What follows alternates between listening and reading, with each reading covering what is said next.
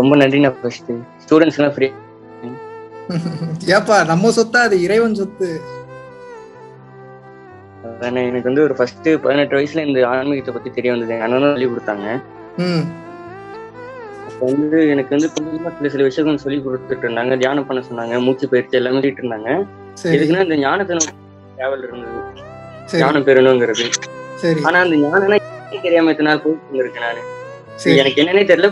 அந்த பயிற்சியில வந்து ஒரு அமைதியை மட்டும்தான் கொடுத்தது.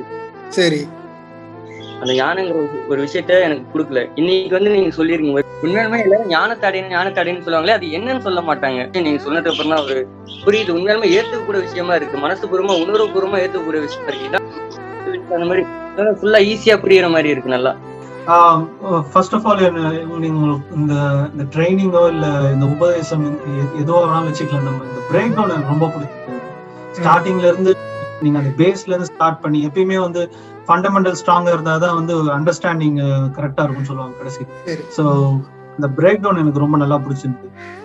அதுலயே மேக்சிமம் அந்த இனிஷியல் கொஸ்டின்ஸ் எல்லாம் ஆன்சர் பண்ணிட்டு, அதுக்கப்புறம் இந்த குரூப் செஷன் ரொம்ப பிடிச்சிருந்தது. எனக்கு இருக்கிற கேள்வி மத்தவங்க கேட்கும் போது எனக்கு தோணாத கொஸ்டின்ஸ் மத்தவங்க கேட்டப்போ ஓகே இந்த வியூ இருக்கு, இந்த பெர்ஸ்பெக்டிவ் இருக்குன்றது எனக்கு கிளியரா தெரிய வந்தது.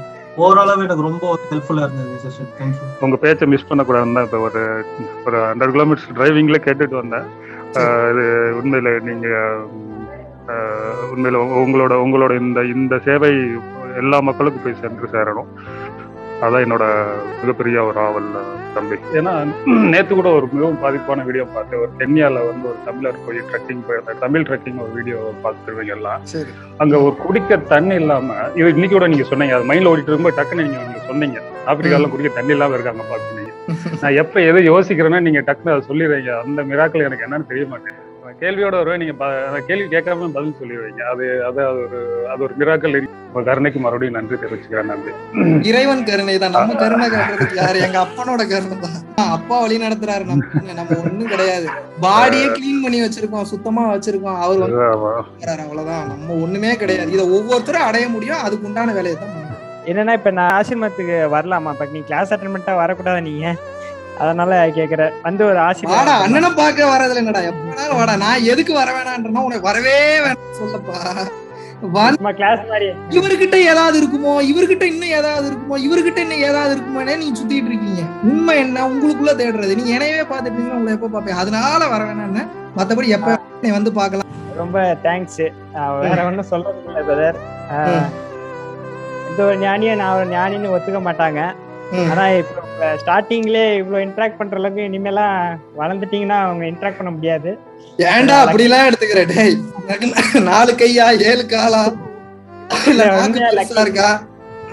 லக்கி தான் உண்மையா. நான்லாம் கன்ஃபார்மா உங்களோட சேவை மேன்மேலும் வளரணும். உங்க குடும்பம், நீங்க ஃப்ரெண்ட்ஸ் எல்லாரும் சேர்ந்துதான் சேவை பண்ற. கிளம்பி வந்துடுற சேவை இருக்கு, ஆளு கழட்டி விடுற. இல்ல கண்டிப்பா டச்ல இருப்போம். உங்க சேவை நல்லா வளரணும். அதான் நீங்களும் நல்லா ஆரோக்கியமா இருக்கு.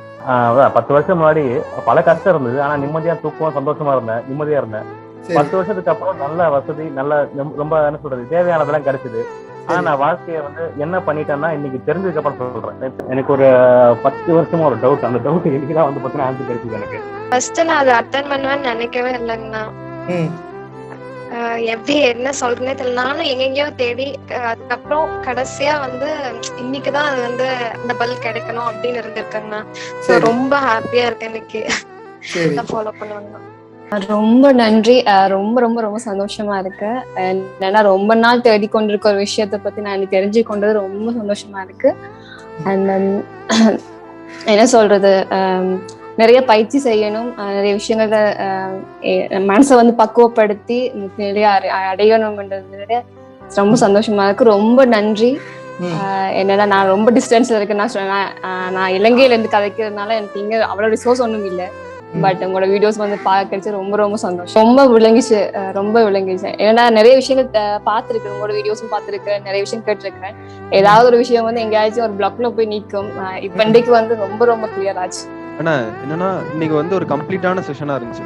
சரி, ஏன்னா இப்ப யூடியூப்ல வந்து வீடியோஸ் எல்லாம் பாக்குறேன்னு வச்சுக்கோங்களேன், அதுல வந்து என்னதான் அந்த வீடியோ முடிஞ்ச உடனே ஏதாவது டவுட்ஸ் வந்துட்டே இருக்கும். ஆனா இன்னைக்கு வந்து ஒரு கம்ப்ளீட்டான செஷனா இருந்துச்சு. இனிமே வரும், கண்டிப்பா நீங்க சொன்ன மாதிரி வரும். ஆனா மத்த மாதிரி இந்த சின்ன சின்ன வீடியோஸ் பாக்குறத விட ஒரு அதை விட ரொம்ப பெட்டரான ஒரு கிளாரிட்டி இன்னைக்கு நீங்க கொடுத்துருக்கீங்க. அது போக நான் இந்த செஷன் அட்டென்ட் பண்ண முடியும்னு நினைக்கவே இல்லை. அதெல்லாம் நான் எதுவுமே கேட்கல, ஹாப்பியா அட்டென்ட், அதனால ஜாலியா இருக்கும். அட்டென்ட் பண்ணதே ரொம்ப சந்தோஷம். அதுவும் கிடைச்ச கிளாரிட்டி வந்து இன்னும் ரொம்ப சந்தோஷம். கண்டிப்பா பிராக்டிஸ் பண்ணுவேன். நீங்க சொன்னதை வந்து நான் கண்டிப்பா பிராக்டிஸ் பண்ணுவேன்.